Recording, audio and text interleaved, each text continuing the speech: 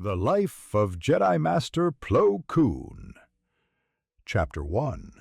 Child of Dorin. The planet Dorin lay between two black holes, its skies heavy with storms, and its surface harsh to outsiders. But to the Kel Dor it was home.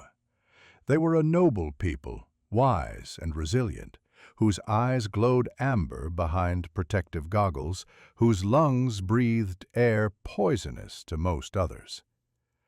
Among them was born Plo Koon, a child touched by the currents of the Force. From his earliest days, he showed uncanny perception, sensing the moods of others, calming disputes with little more than a word, and once, as a toddler, causing a storm to still when he cried. When the Jedi came, his family wept, but did not resist.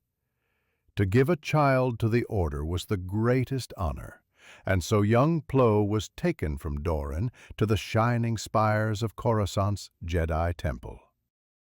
There, among countless species, he began the life of a Jedi. Chapter 2. The Youngling. As a youngling, Plo was quiet, thoughtful. His fellow initiates often misjudged him by his fearsome appearance, the mask of metal over his mouth, the deep rumble of his voice. Yet beneath that exterior was kindness. He excelled in meditation, feeling the flow of life as naturally as breath. Lightsaber practice came slower. His Kel Dor hands were large, his movements heavy, but through patience he grew not into speed, but into precision. Masters noticed something else, a spark of unusual energy within him. Once, during a sparring session, he released a sudden jolt of electric power that sent his opponent stumbling.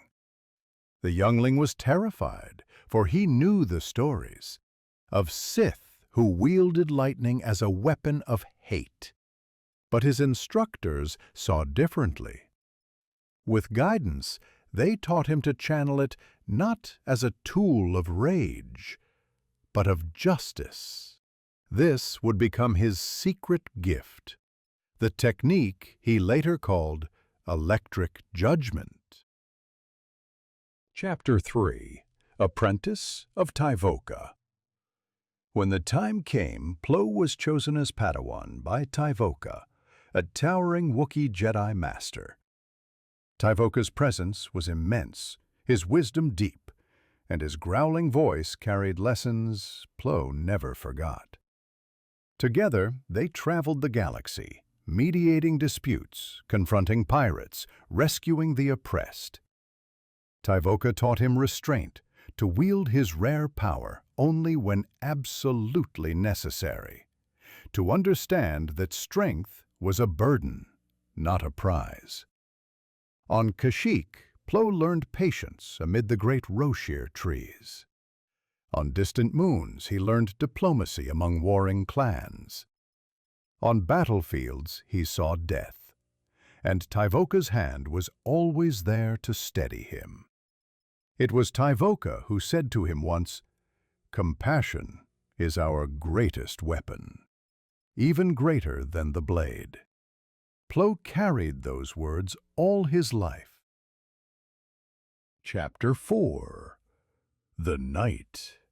When Plo finally passed the trials, he constructed his lightsaber, an orange blade, rare and radiant, a reflection of his uniqueness. He soon became known as a knight of great honor, one who brought calm where there was chaos. But though peace was his nature, battle sometimes found him.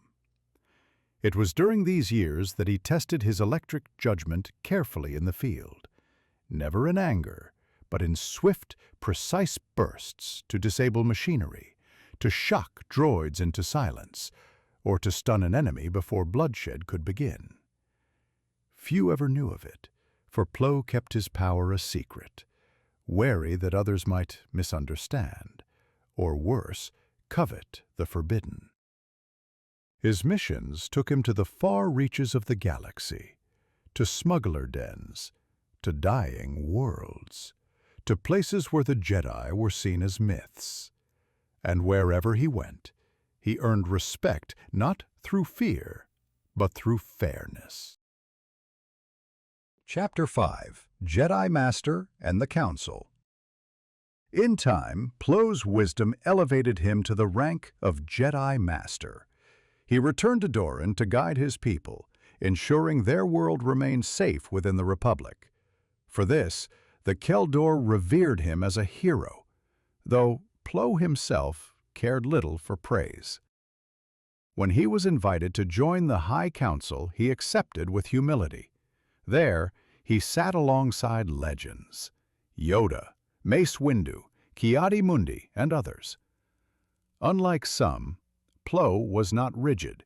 He listened before he spoke, weighed before he judged. His colleagues respected him for his fairness, his calm, and his deep compassion. It was said among the Jedi that no clone trooper, no youngling, no diplomat ever doubted Master Plo's sincerity. He was stern, yes, but just. Chapter 6: The Young One Called Ahsoka. Perhaps his greatest legacy came not in war, but in a single discovery. On the world of Shili, Plo found a child strong in the Force, a Togruta girl with curious eyes and boundless energy. Her name was Ahsoka Tano. He felt her presence in the Force immediately, a spark as bright as the sun's. With gentle words, he persuaded her family to entrust her to the Jedi. Years later, when she had grown into a Padawan under Anakin Skywalker, Ahsoka would often say, "Master Plo is like a father to me. He believed in me first."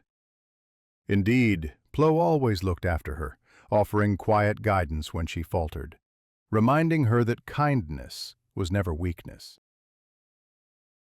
Chapter 7: The Clone Wars. When war engulfed the galaxy, Plo Koon did not shy from command. He led fleets across star systems, his orange blade flashing in the thick of battle, his voice steady over comms. He flew often with Wolf's clone battalion, earning their trust not as expendable soldiers, but as brothers. Sergeant, why are you so certain no one is coming? We're just clones, sir. We're meant to be expendable. Not to me. He ate with them, listened to them, and they followed him with fierce loyalty. In the cockpit of his fighter, Plo was unmatched, one of the Republic's greatest pilots. In the skies of Abrogado, he and his men were ambushed by General Grievous. Though his fleet was destroyed, Plo survived with the help of clones, and later, the intervention of Anakin and Ahsoka. The war wore heavily on him. He despised the necessity of conflict, the endless death. Yet he fought, not for glory, but for the innocents who could not defend themselves. When asked once how he bore the burden, he answered simply, "Because I must." Chapter 8: Order 66. Plo sensed the growing corruption within the Republic, the shadow that spread across the galaxy. Like many Jedi, he grew uneasy with Chancellor Palpatine's increasing power. In council meetings, he warned of complacency, of focusing too much on war, and too little on the Force itself. His words were calm, but beneath them lay deep concern. Still, even Plo could not foresee the betrayal that was coming. It was over Cato Nemoidia that the end came. Plo Koon's starfighter cut gracefully through the skies, his clones flying close beside him. He trusted them completely. Wolf and the others, men he had bled beside, men he had called brothers. Then came the command, Palpatine's words. Execute Order 66. It will be done, my lord. The clones opened fire. Blaster bolts tore through his fighter's engines. His starfighter erupted in flame, plunging into the city below. And thus ended the life of Plo Koon. Chapter 9. Legacy of the Kel Dor. Though he perished, his legacy endured. The clones who had once served under him remembered him with respect, whispering his name even after the war. Jedi younglings remembered the kindness in his gravelly voice. And Ahsoka Tano, his foundling, carried his lessons with her long after she left the Order. Among the Kel Dor of Dorin he is honored still, not as a warrior, but as a guardian, a servant of the Force who brought pride to their people. And among the Jedi he is remembered as one of the most just, most compassionate, most selfless masters ever to live.